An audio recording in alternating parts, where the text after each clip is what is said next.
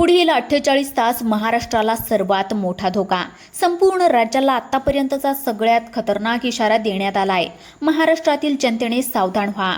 आज रात्री सतर्क रहा, कारण संपूर्ण राज्याला वेढेल इतका विशाल 1000 किलोमीटर लांबीचा ढग दक्षिण भारतातून राज्यामध्ये शिरलाय. या ढगाच्या गर्भामध्ये एक चक्रीवादळ आहे. त्या वादळाचा वेग ताशी 120 किलोमीटर पर्यंत आहे, ज्यामुळे महाराष्ट्रातील या 20 जिल्ह्यांना पुढील 48 तासासाठी धोक्याचा रेड अलर्ट देण्यात आलाय. कालपर्यंत मान्सून त्याच्या वेगाने सुरू होता, पण अचानक आज सकाळी अरबी समुद्रामध्ये एक विचित्र घडामोड घडली आहे. त्याचा परिणाम म्हणून मुंबईच्या समुद्रातील लाटांची उंची ही 200 मीटरच्या आसपास पर्यंत गेली होती, ज्यामुळे आज सकाळपासून तिथे लोकांना जाण्यास मनाई केली आहे. त्यामुळे या बातमीला खोटं समजू नका, कारण की गेल्या 2 तासामध्ये मुंबईमध्ये इतका प्रचंड पाऊस झालाय की जो गेल्या 2 महिन्यामध्ये झालेला नव्हता. कदाचित तुम्हाला वाटेल की मुंबईचा विषय आहे.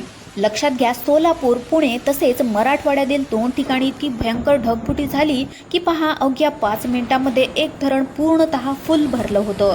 आणि त्यामुळे ही बातमी 100% खरी आहे, कारण की सॅटेलाइटद्वारे काढलेल्या एका फोटोमध्ये एक विचित्र हवामान प्रणाली दिसली. सुरुवातीला वाटलं तो कमी दाबाचा पट्टा आहे, पण नंतर पाहिलं तर तो 1000 किलोमीटर लांबीचा ढग दिसला.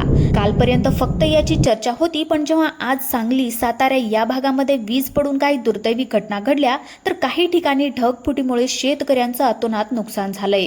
पण आता इथून पुढे जी काही परिस्थिती ओढावणार तर ती सगळ्यात भयंकर असणार आहे, कारण की हा ढग आता राज्यामध्ये घुसलाय आणि ज्याच्या मागून एक चक्राकार वादळ येतंय. कालपर्यंत राज्यामध्ये पाऊस जोरात होणार इतकीच माहिती मिळत होती, पण काल रात्रीपासून जेव्हा ते दुपारी संकट आलं सोलापूरमध्ये, जिथे हे विजेमुळे एक मोठा अनर्थ घडला, आणि त्याच्यानंतर आता हवामान खात्याचे मेसेजेस देखील तुमच्या मोबाईलवर यायला सुरुवात झाली असेल. त्यामुळे या माहितीला हलक्यामध्ये घेऊ नका. आज रात्रीपासून पहाटे पुढचे 48 तास इशारा देण्यात आलाय, ज्याची सुरुवात पुढील 3 तासामध्ये होणार आहे. कारण दक्षिणेकडून 1000 किलोमीटर लांबीचा एक अवाढव्य ढग आणि मनाचा थरकाप उडवणारं वादळ महाराष्ट्राच्या वेशीवर येऊन ठेपलंय. सावधान, आजची ही बातमी साधीसुधी समजू नका, कारण स्वतः हवामान खात्याने 5 मिनिटांपूर्वी महाराष्ट्राचा जो सॅटेलाइट फोटो काढलाय त्यामध्ये तब्बल 1000 किलोमीटर लांबीचा एक अकराळ विक्राळ ढग राज्याच्या आतमध्ये शिरलाय. या ढगाच्या पोटामध्ये एक भयानक चक्रीवादळ दडलंय. हो, कदाचित तुम्हाला हे खोटं वाटेल. गेल्या 8 दिवसापासून हवामान खातं ओरडून सांगत होतं, आणि शेवटी तो काळ आलाय. ती तारीख आजचीच आहे, ज्या दिवशी महाराष्ट्रातल्या 20 जिल्ह्यांना चक्रीवादळाचा सर्वात मोठा धोका आहे, आणि उरलेल्या 16 जिल्ह्याच्या नंतर ढगफुटी पाऊस धुमाकूळ घालणार आहे. नीट बघा, ही माहिती थेट सॅटेलाइट फोटोवरून आलेली आहे, जो अंतराळातून टिपला गेलाय. असा फोटो ज्यामध्ये पूर्ण महाराष्ट्र दिसतो, आणि त्यामध्ये आत्ताशी 120 किलोमीटर या वेगाने हे संकट आता महाराष्ट्रामध्ये घुसलंय. काल सोलापुरामध्ये झालं तेच आता अख्ख्या राज्यामध्ये होणार, अशी बातमी समोर आली आहे. आजचा दिवस महाराष्ट्राच्या इतिहासातला सर्वात काळजाचा ठोका चुकवणारा ठरणार आहे.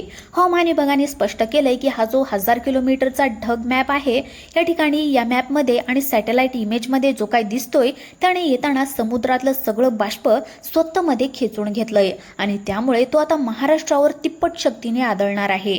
आणि त्यासाठी फक्त 3 तास उरले आहेत. नीट एका नुसता पाऊस नाही, तर जमिनीला भेगा पडतील अशा विजा आणि गारांचा मारा होईल. सोबतच 120 किलोमीटरचा सुसाट वारा येईल. परिस्थिती इतकी बिकट होईल की सगळीकडे दाणादाण उडेल. त्यामुळे सरकारने घाईघाईमध्ये एक तातडीची बैठक घेऊन राज्यातले कोणते जिल्हे धोक्यामध्ये आहेत त्याची यादी दिली आहे. पहिल्या टप्प्यातले कोणते 20 जिल्हे, दुसऱ्या टप्प्यातले 5 आणि तिसऱ्या टप्प्यातले 5 जिल्हे, अशा पद्धतीने सरकारने जिल्ह्यांची विभागणी केली आहे. 3 तारखा देखील समोर आल्यात, ज्या दिवशी हा मोठा तांडव होणार आहे. त्या तारखा सुद्धा जाहीर झालेल्या आहेत. पहिला, दुसरा आणि तिसरा टप्पा अशा 36 जिल्ह्यांचा इशारा आहे. मग आता तुमचा जिल्हा नेमका कोणत्या टप्प्यामध्ये आहे? तुमच्या जिल्ह्यात फक्त गारा पडणार की विजांच्या कडकडाटासह चक्रीवादळ येणार? ही जिल्ह्यांची यादी पाहिल्याशिवाय अजिबात व्हिडिओ बंद करू नका. तर मग पहिल्या टप्प्यातले ते 20 जिल्हे कोणते आणि संकट कशा प्रकारे धडकणार ते लगेचच पाहून घेऊयात. आता जो काही हवामान खात्याचा अंदाज समोर आलाय तो ऐकून तुमचे धापेदन आणतील. हा नेहमीसारखा पाऊस नाही, तर निसर्गाचा महाभयानक तांडव असणार आहे. या संकटाची सुरुवात दक्षिण महाराष्ट्रातून होणार आहे.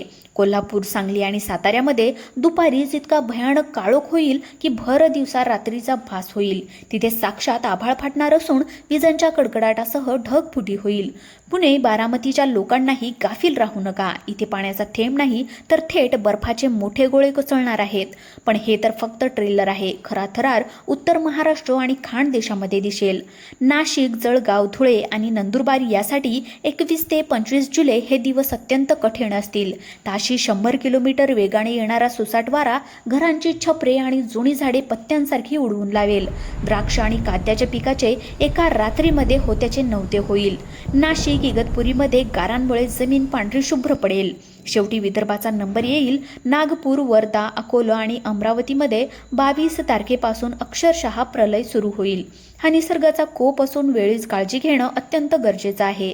आतापर्यंत आपण जी काय माहिती पाहिली, जी काय सॅटेलाइट इमेजेस आणि हवामान खात्याचा अंदाज आपण बघितला, तो ऐकून नक्कीच मनामध्ये थोडी भीती निर्माण झालेली असेल. पण व्हिडिओ सोडून अजिबात जाऊ नका. पुढची 2-3 मिनिटे माझ्याशी नीटपणे संवाद साधा. सगळ्यात महत्त्वाची गोष्ट, हे जे काही संकट आपण पाहतोय ही निसर्गाची एक शक्यता आहे.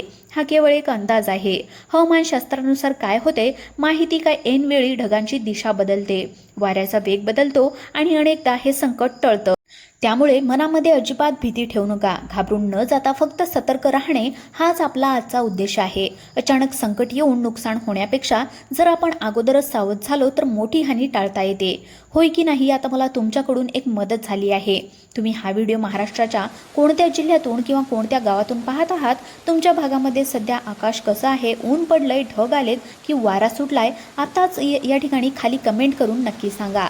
कारण की तुमच्या कमेंट वाचून आजूबाजूच्या गावातील शेतकऱ्यांना, आपल्या बांधवांना तिथल्या परिस्थितीचा अचूक अंदाज घेता येईल.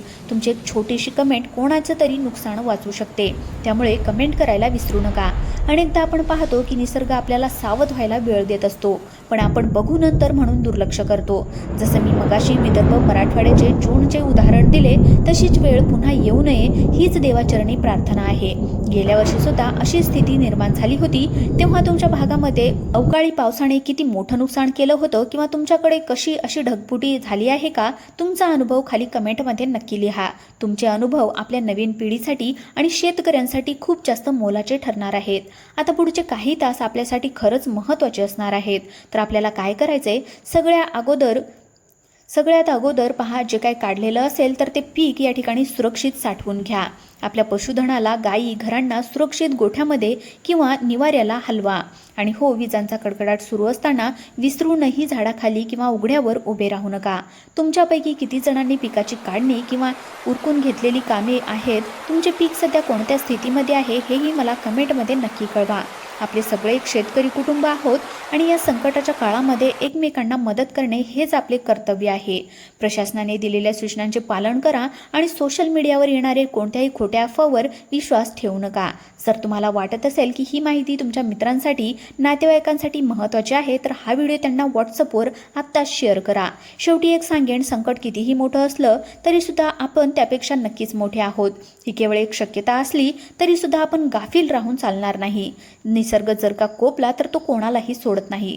पण जर वेळेवर आपण खबरदारी बाळगली तर आपण आपलं कुटुंब सुरक्षित राहू शकतो. तर मित्रांनो, जर तुम्हाला व्हिडिओ आवडला असेल तर व्हिडिओला एक लाईक करा. तसेच आपल्या यूट्यूब चॅनलला सबस्क्राईब करायला मात्र विसरू नका. धन्यवाद.